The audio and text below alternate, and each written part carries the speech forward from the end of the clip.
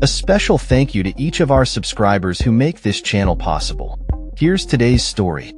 In a development that has sparked significant debate, a second group of white South Africans has arrived in the United States under a controversial refugee program initiated by the Trump administration. This latest group, consisting of 9 individuals including families and children, landed late last week, according to Jocko Kleinhans, the head of international liaison at the Solidarity Movement, an organization that advocates for South Africa's white Afrikaner minority. The arrival of these refugees follows the arrival of an initial group of 59 white South Africans who came to Dulles International Airport in Virginia on a chartered flight last month. The resettlement program, which was announced by President Donald Trump in February, has been fast-tracked for white South Africans, coinciding with the indefinite suspension of other U.S. refugee programs. The Trump administration has claimed that white South Africans are facing persecution from their black-led government and are victims of racially motivated violence. However, these assertions have been vehemently denied by the South African government, which argues that such claims are a misrepresentation of the realities on the ground.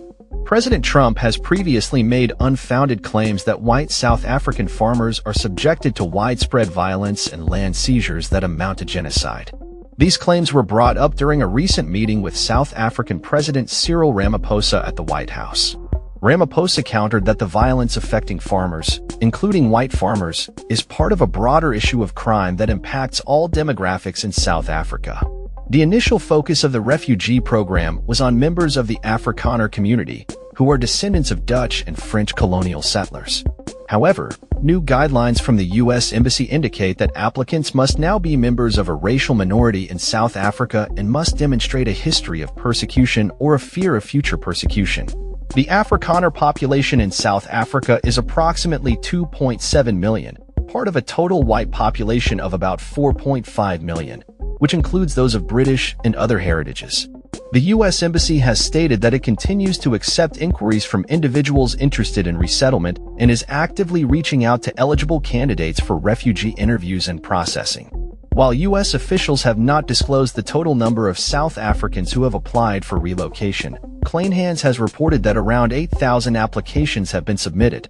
Other organizations assisting white South Africans in applying for refugee status have claimed that tens of thousands of applications are in progress. This refugee program has drawn criticism from various quarters, with opponents arguing that it prioritizes one racial group over others in a nation where racial tensions still run deep. The ongoing debate raises questions about the broader implications for U.S. immigration policy and the treatment of refugees based on race and ethnicity. As this situation continues to unfold, the eyes of both South Africans and Americans remain fixed on the evolving narrative surrounding this contentious refugee program. That's all for this story. We upload videos every day covering many different subjects, so hit that subscribe button to stay informed. Thanks for watching.